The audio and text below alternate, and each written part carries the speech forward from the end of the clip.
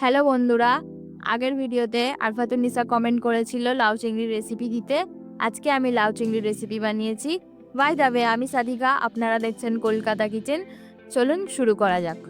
আজকে বাজার থেকে চিংড়ি মাছ এনেছে, তো চিংড়ি মাছ দিয়ে আজকে আমি লাউ চিংড়ি করব। লাউ চিংড়ি দেখার জন্য আমার সঙ্গে থাকুন। আমি সাদিকা, আপনারা দেখছেন কলকাতা কিচেন। এখানে আমি 100 গ্রাম মতো চিংড়ি মাছ নিয়েছি। লবণ দিয়ে রেখে দেবো যাতে আঁশটে গন্ধটা চলে যায়। এইভাবে একটু মেখে রেখে দেবো। এই যে আমি লাউগুলো আগে থাকতে ডুমো ডুমো করে কেটে রেখে দিয়েছি। চলুন, লাউ চিংড়ির জন্য এখানে কিছু বেসিক উপকরণ নিয়েছি, এগুলো কেটে নেব। এখানে নিয়েছি টমেটো, একটা পেঁয়াজ, লঙ্কা এবং ধনেপাতা। চলুন এগুলো কেটে নিই। প্রথমে পেঁয়াজটি আমি এইভাবে চপ করে নেব।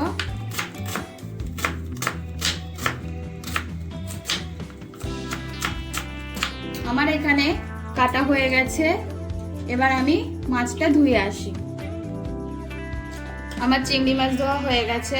আমি খুব ভালোভাবে পরিষ্কার করে নিয়েছি। আমি লেজগুলো বাদ দিইনি, আপনারা চাইলে লেজগুলো বাদ দেবেন। এবার আমি এতে লবণ হলুদ মাখিয়ে নেব। দিচ্ছি কিছুটা লবণ এবং অল্প একটু হলুদ গুঁড়ো। আমি ভালোভাবে মাখিয়ে নেব লাউ চিংড়ির জন্য।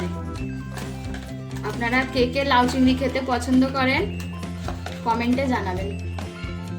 লাউ চিংড়ির জন্য এখানে প্যান নিয়েছি, প্যানটা গরম হতে দেব। এখানে একটু সরষে তেল দেবো। লাউ চিংড়ির জন্য প্রথমে আমি চিংড়ি মাছটা ভেজে নেব। তেলটা আমি পরিমাণে একটু বেশিই নিয়েছি। মাছ ভাজার পরে এতে আমি লাউটি ভেজে নেব এবং সমস্ত রান্নাটা এই তেলেই হবে। তেল আমার গরম হয়ে গেছে। এবার আমি চিংড়ি মাছটা ভেজে নেব। একটা একটা করে ছেড়ে দেব।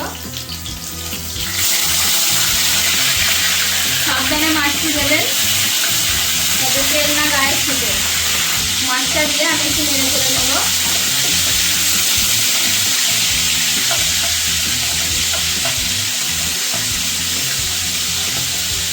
উল্টে দেব।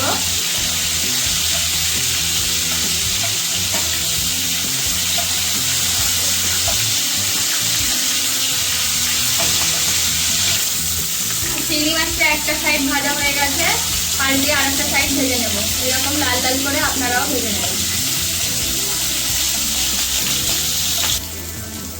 আমার মাছ ভাজা হয়ে গেছে, এবার আমি তুলে নেব।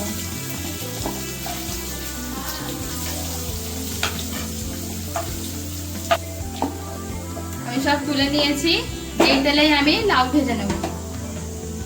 তো আমার এই ধুয়ে কেটে রাখা লাউ দিয়ে দেবো তেলের মধ্যে। আর দেব কিছুটা লবণ, হলুদ গুঁড়ো, নেড়ে দেবো। ভালো করে নেড়ে চেড়ে ঢাকা দিয়ে এটা ভাজতে দেবো।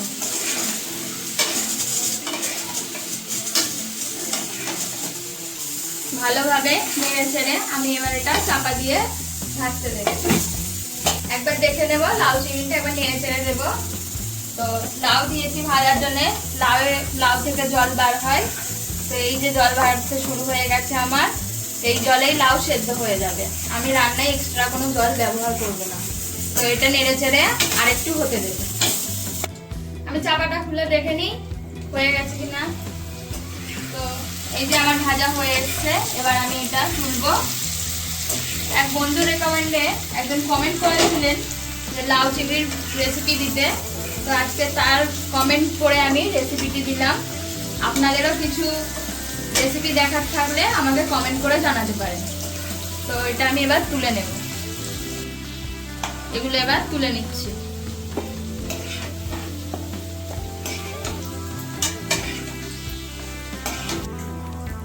তো আমি এই তুলে নিলাম সব। এই তেলেই আমি রান্নাটা করে নেব। ফোড়নে একটি তেজপাতা ছিঁড়ে দেব। আগে থেকে আমি যে সবজিগুলো কেটে রেখেছিলাম, পেঁয়াজটা দিয়ে দেবো।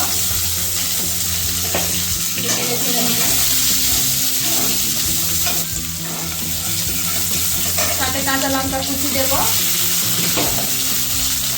এবার আদা রসুন বাটা দেব।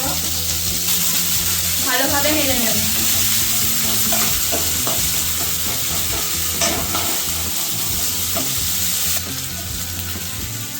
টমেটো অ্যাড করব।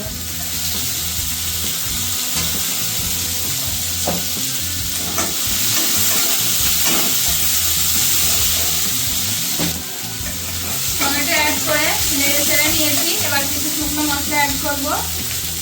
হলুদ গুঁড়ো, গুঁড়ো লঙ্কা দেব, জিরে গুঁড়ো দেব, অল্প একটু পেঁয়াজের মতো লবণ দেব। আমি চিংড়ি মাছ ভাজার সময় লবণ দিয়েছি এবং লাউ ভাজার সময়ও লবণ ব্যবহার করেছি। এটা এবার ভালোভাবে নেড়ে নেব।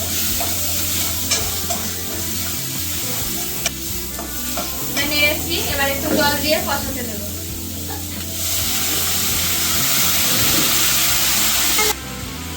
এবার আমি এটা কষাতে দেব, নেড়ে ছেড়ে কোঁয়াচে কষতে দেব, চাপা দিয়ে দেব।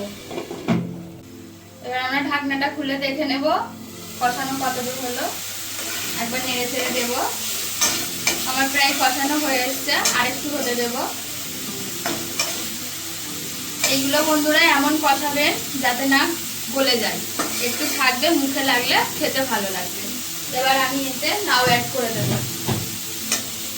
লাউ অ্যাড করে দেব।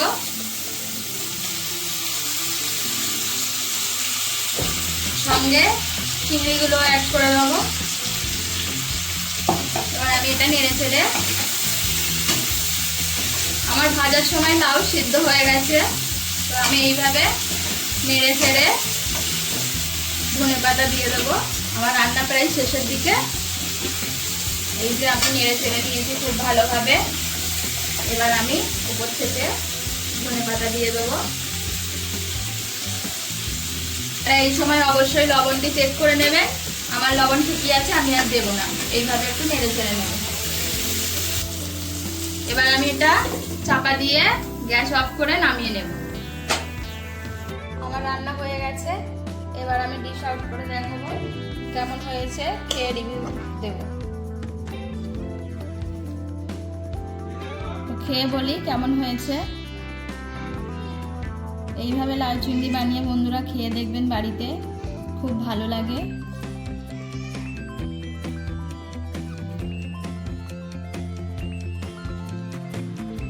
সেটা ফাটাফাটি হয়েছে বন্ধুরা, আপনারাও বাড়িতে বানিয়ে ট্রাই করতে পারবেন। এটি একটি বন্ধু মেসেজ করেছিল কমেন্টে লাউ চিংড়ির রেসিপি দিতে।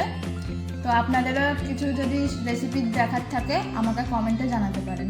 ভিডিওটি ভালো লাগলে লাইক করে সাবস্ক্রাইব করে দেবেন এবং বেল আইকনটি প্রেস করতে ভুলবেন না।